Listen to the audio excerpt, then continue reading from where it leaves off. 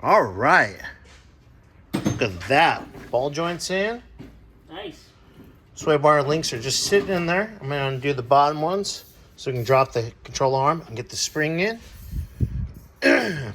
Which we'll probably do one side at a time. Keep it safe. Knuckles on the top. Yay.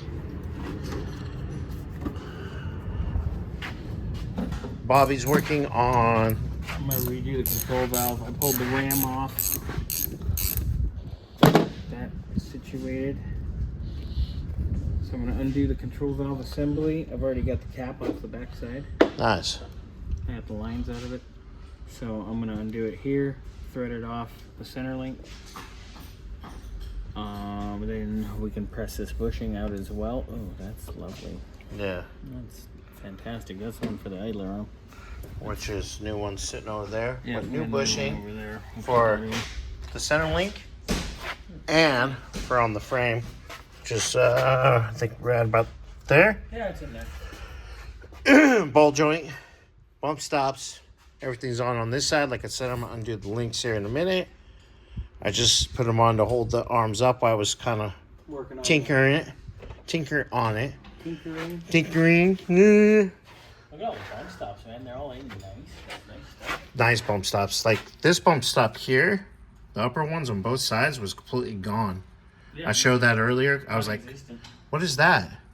Where's this bump stop go? Oh, hey, guess what? Yeah, you had a bolt and it was like, why is this bolt all weird? Yeah, because I saw the bottom one when I was undoing the bottom stuff. So that was good. And yeah, actually, I think I'm going on break here in a little bit, but definitely coming back to springs or at least steering column or center link. Because what? We need to have this rolling tonight so we can roll it out in the morning? Yeah.